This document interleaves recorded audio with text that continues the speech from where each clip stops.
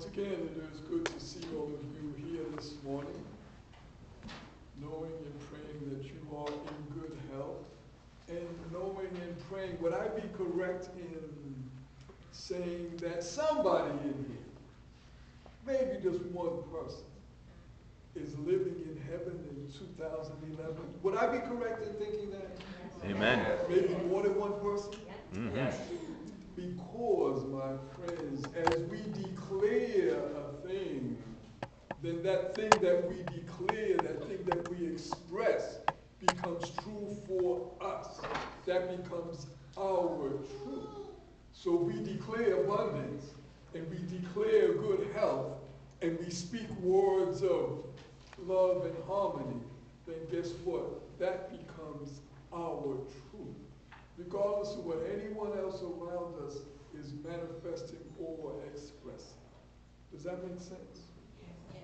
My friends, that is indeed the truth about each of us. So we do want to declare that we are living in an elevated state of consciousness and expressing God's goodness and His joy and His love and His peace and abundance every moment of every single day.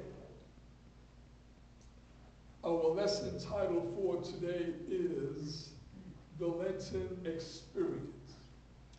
And as you know, Lent began this past Wednesday with what we know as Ash Wednesday.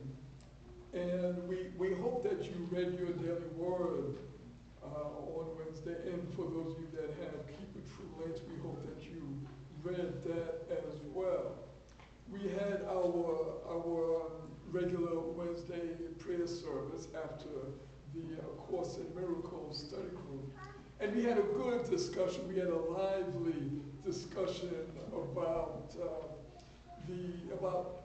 Lent and Ash Wednesday and about the reading for that day, that Wednesday, from our daily word. And we encourage and invite you to come out this coming Wednesday, where we will explore more and more about Lent and what it means and how we can apply it in our life, world, and affairs.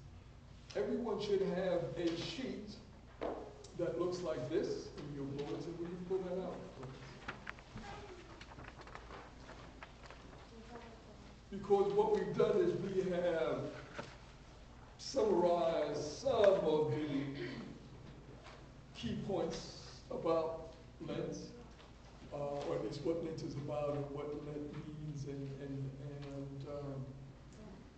what we should be doing during this Lenten season. And we're not going to read every single word, every single sentence, but in this first paragraph, the second sentence says, as Mother Nature puts more and more light into each day, Father God stands ready to put more and more of the light of understanding into our minds and hearts. We want to open up ourselves during this Lenten period to receive more and more light and more spiritual light and spiritual understanding.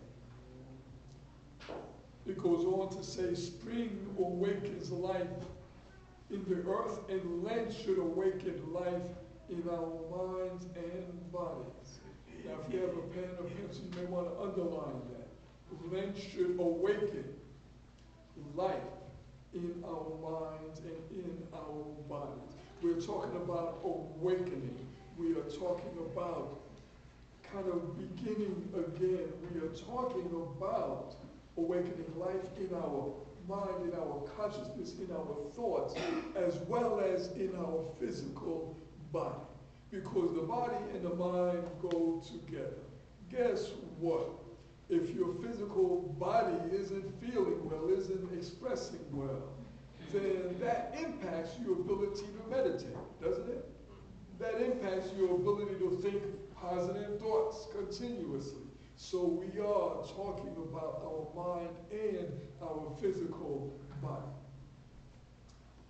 It goes on to say, when we get in tune with God, our indwelling Christ will express the perfect life of God in our minds and body.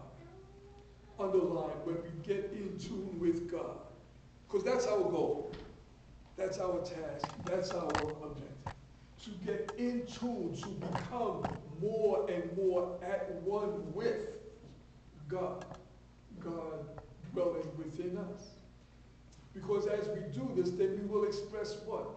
The perfect life of God, which is the life that we want to live, the life that we want to express in the form of wholeness and abundance and safety and security and love and peace. We will experience more and more of that when we get in tune with God. The Lenten season provides us with motivation to resurrect our Christ consciousness. Underline motivation. It's bold already, but I want you to underline it, circle it. Because many times we need motivation.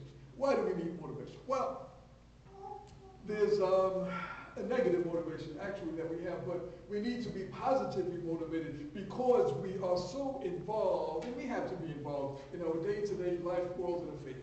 We're involved with our family. Are we all involved with our family? Whether it be our children, whether it be our parents, whether it be whomever, our mates. We're involved with our family every day and every way, and guess what? Sometimes that kind of is so overwhelming that it just, sometimes we don't have the answers, we don't know what to do, we don't know how to help them, we don't know what's going on between them and us. We get absorbed and involved in the weightiness of those relationships. We get absorbed and involved in the weightiness of our finances. And on and on and on. So we need to be motivated. We need to be motivated to work on, and as our reading says, to resurrect our Christ consciousness. Because we get distracted by all of these other things. We're talking about this season of Lent. The whole season being a time and a period for us to become motivated to uplift our consciousness. We are talking about, talked about resurrecting our Christ consciousness. Our Christ consciousness is our God consciousness and is our understanding of our oneness with all of our good. Moving down to the next paragraph, in the last sentence in the next paragraph. The Lenten season traditionally, underlined traditionally, has been devoted to fasting from an item of food or worldly pleasure and to daily prayer. Traditionally, the traditional church says that during Lent you should fast or abstain, which it says later, from an item of something that you eat or drink or some worldly pleasure. And even though we're not traditional, we are metaphysical, which we get into. However, it is still good, I believe, it is still good that we abstain from something physical. Because I'm sure many of us have something that we eat or drink maybe a little bit too much of, or something that we do physically that maybe we shouldn't do or shouldn't do as much of. I'll be the first one to say that there's some things that I eat, and I know my wife will